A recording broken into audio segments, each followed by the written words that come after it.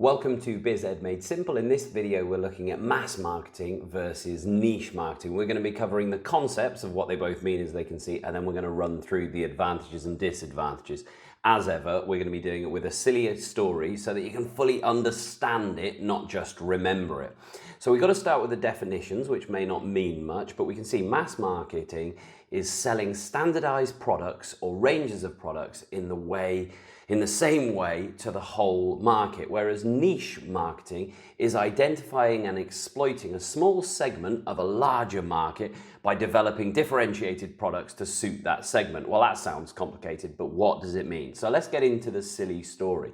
Well, in my silly story, I'm going to have Mr. Robinson. Just bear with me. You can skip forward after the advantages and disadvantages if you want, but this is explaining it. So I'm going to have Mr. Robinson. Now, Mr. Robinson in my story is incredibly wealthy, but he loves watches, and he's decided that what he wants to do is use his money to start up a watch company. So he gets two marketing experts. He gets Mark, the marketing expert, and Nuria, the marketing expert, and he sends them off and he says, look, I just want to sell watches, but I want you to give me advice about what the best watch is to sell or whatever else.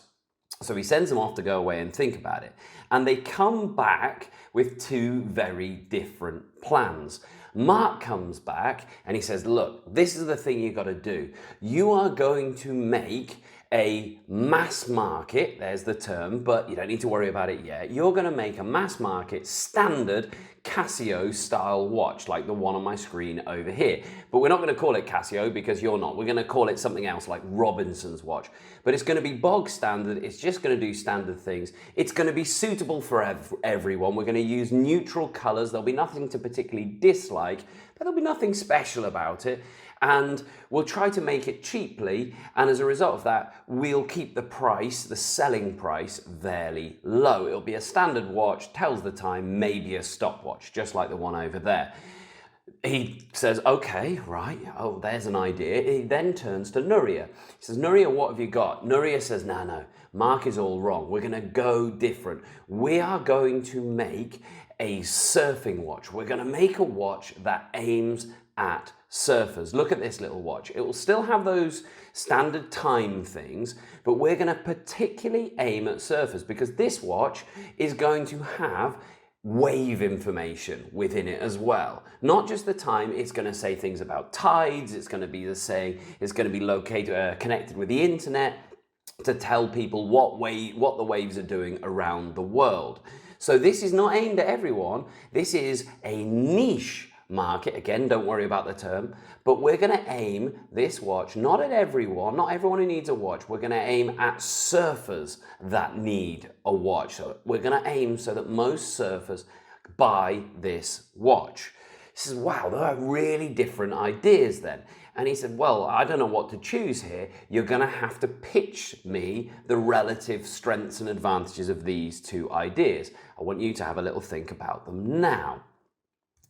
Okay, they then come back later ready to do the pitch of why they should go for these. So it's Mark to start, and Mark says, look, Mr. Robinson, you've got to go for the Casio style watch. He says, all right, why? He said, well, the first is it's a large customer base. This watch, we can aim at virtually everyone in the world, 8 billion people. Not everyone's going to buy it, but potentially the potential market size, the customer base is 8 billion. If we just get 1% of 8 billion buying it, we're going to have really high revenue. We're going to have loads of sales. So this is suitable for everyone. The other advantage of that is that we're going to suffer from economies that we're going to benefit from economies of scale because we'll be making lots of watches. We'll be selling watches in high volume because there's so many people on the planet who are going to want them. Okay, we're not going to sell for high profit on each one. I'll come back to that in a moment, but we're going to sell lots of them. Because we're making lots, we'll benefit from economies of scale. We'll be buying the plastic in big bulk and we'll benefit from purchasing economies of scale. We'll be using the metal that goes with it in large quantities. We can have big conveyor belts that create it in flow. And that is very cost efficient, leading to economies of scale. So we will benefit from that. Mr. Robbins says, okay, sounds good. He says, we're also going to have strong brand recognition because this is going to be heard of. We've got potentially 8 billion people who can have this. So when people buy it, it's going to be all over the world. So we are going to ultimately be a brand that is known by everyone, not just a group of little surfers like Nuria's going to come up with. Everyone will know this brand. Maybe not everyone will buy one, but everyone will hear of it because we'll put the word out to everyone. Mr. Robinson says, that sounds good. I like the sound of this. Right, that sounds perfect. Let's go for it. Nuria says, wait, whoa, stop. There are disadvantages as well. It's not that simple. He says, go on then, over to you, Nuria. What are the problems then?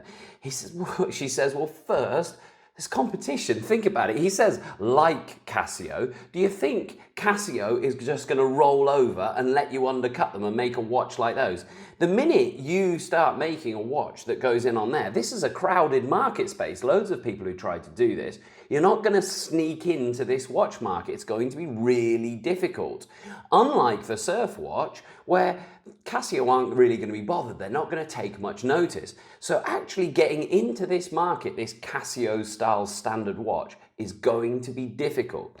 Secondly, he's glossed over it, but he's absolutely right. They're low profit margins. The only way you're going to pinch some business off Casio is if you keep the profit low. Okay, you can produce it cheaply because it doesn't have any tied data. It's just a standard watch. Let's say you can produce it for 10 euros, right? But you can only sell it for 12 euros because you've got to undercut the other competition like the Casio watch. And therefore, you're only making 2 euros per watch in profit.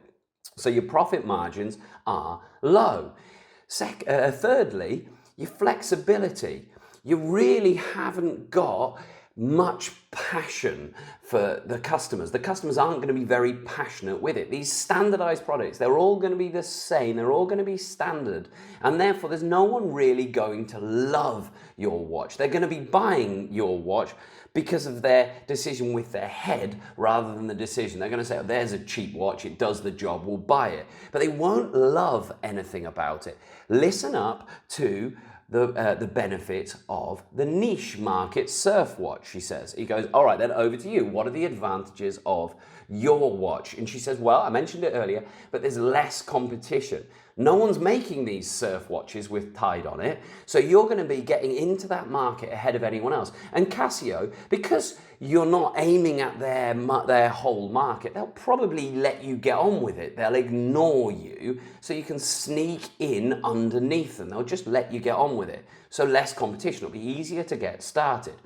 Next, higher profit margins. Now, remember we said before with that rubbishy watch, she says, that it was 10 euros to 12 euros. Okay, right, there's no getting away from it. It will cost us more money to make these clever surf watches. It's going to cost us, let's say, 50 euros, but we will be able to charge 200 euros or more because, and that would give us a profit off each watch of 150. If we make it the cost of 50 and we sell it for 200, we're going to make 150 off each watch. That's going to offset the fact that perhaps we don't have many customers. Come back to it in a moment.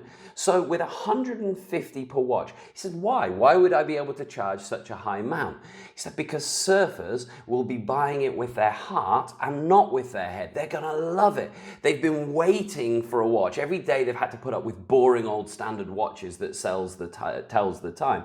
Now this is something aimed at these surfers. They're going to get it as a treat. They're not just going to get it because they need a functional watch. They're going to be passionate. They're going to get it for their birthdays. They're going to be getting it for Christmas. They'll want to spend a little bit more money on it. And because of that, you can push the price higher and we can have higher profit margins. Mr. Robbins say, yeah, I like the idea of that. So thirdly, and there's more here to think about, but another big benefit is you're going to have better customer loyalty. So what do you mean? So, well, you know what? Just imagine that one of these surfers, they love this watch, they get it for their birthday, and then 6 months later, our watch breaks because they're in the sea all the time. He said, well, that would be terrible. They wouldn't buy it again. She said, you'd think so, but I reckon they would, because they're buying with their heart and not with their head. They're going to forgive any little errors. They won't forgive it with the Casio mass market style watch, because they just bought it because of it was cheap and it was standard. But with this surfer watch, we'll say, okay, well, it's another treat for my next birthday or for Christmas. It broke. They'll keep wanting the new models. They will be passionately buying it. He says, wow, I like the idea of this. This is sounding really good, Nuria. Maybe we should be going with that one. But then Mark steps in. He said, whoa, whoa, whoa, don't forget about me. She's not telling you the full picture. We've also got some disadvantages. And the biggest one that she glossed over is it's a smaller market size. She did mention it roughly. Okay, you get more profit on each watch you sell. But think about it. I said we could potentially sell to a customer base of 8 billion. You can only sell to surfers. And I've done some research quickly. There's only about 20 million surfers in the whole world. So already it's much, much smaller. The number of sales are going to be much lower. You are not going to get 100% of all surfers. Even if you got 50%, which would be massive, you're only having a potential of 10 million. As opposed, if you got 50% of mass market, you've got 4 billion watches being sold. So big problem here is you've got a much smaller customer base, smaller market size. You also, as we mentioned before, you're not going to be benefiting from those economies of scale that we talked about earlier when you make this surf watch. You're going to be making bits and pieces. You're not going to have a massive, great, huge factory where you make 4 billion a year. You're going to be a much smaller operation, and therefore you won't benefit from buying plastic and metal and all those things in bulk. Thirdly, if you do succeed, like she says, well, what's to stop another company like Rip Curl stealing our success? Yes, okay, you snuck into it, but they can just come along, or Casio, if they change their mind, can say, actually, that looks pretty good. We're going to make a G-Shock watch where we aim at surfers. And then, what have you got? Your whole brand has vanished. It's not quite as safe as she said. You are vulnerable. If suddenly surfing goes massively out of fashion, even, then your watch company is going to die off to nothing. Whereas mass market, people are always going to need the time. And fourthly, you've got growth limitations. Do you want to be large scale? In mine, then when you go mass market, you've got that potential of 8 billion. We can keep growing and growing. If you go down this surf route, if you set yourself up as a watch aimed at surfers or a range of watches aimed at surfers, you're always going to be limited to those 20 million surfers in the world. You're going to be restricted on how much you can grow. You can maybe get wealthy, but you're never going to be one of the biggest companies in the world. The boss sits down and he says, I don't know what to do. And at this point, this is the sort of exam questions they give you, the best exam questions. I don't know the answer to that.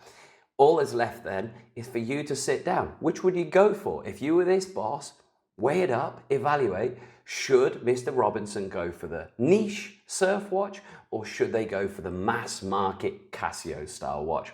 That's it for this video. If you've got any questions, write them below, and don't forget to like, share, follow. That really helps.